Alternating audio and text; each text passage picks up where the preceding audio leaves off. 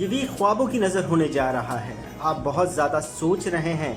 जो भी मामलात आपके love life, family life, relationship matters के अंदर चल रहे हैं, उसका इजहार नहीं कर पाएंगे। इस वीक के अंदर आप जो भी समझ रहे हैं, अभी तक उसको समझा नहीं पा रहे हैं। अपने पार्टनर को, अपनी फैमिली को जो भी चीज़ें हैं नज़रअंदाज कर रहे हैं, ख्वाबों की दुनिया में हैं। इस वीक में हालात चेंज हो रहे हैं, मामलात को ख़ुद अचीव करना पड़ेगा। कॉन्फिडेंस में बढ़त महसूस करेंगे। इस वीक से हालात आपके फेवर में आ रहे हैं, मगर उसके लिए इजहार करने का वक्त अभी नहीं आया।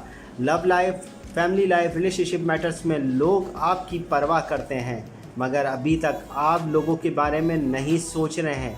हालात चेंज हो जाएंगे। पॉजिटिव एनर्जी आपकी तरफ बढ़ रही है, मगर नेगेटिव असर भी साथ साथ दिख रहा है। अचीवमेंट आपको खुद हासिल करनी पड़ेगी, कोई दूसरा आपके लिए मददगार नहीं होगा। आपके पार्टनर की फीलिंग बेहतर है और पॉजिटिव एनर्जी आपके लिए काम कर रही है। इस वीक से कैप्रिकॉर्न वीकली रीडिंग।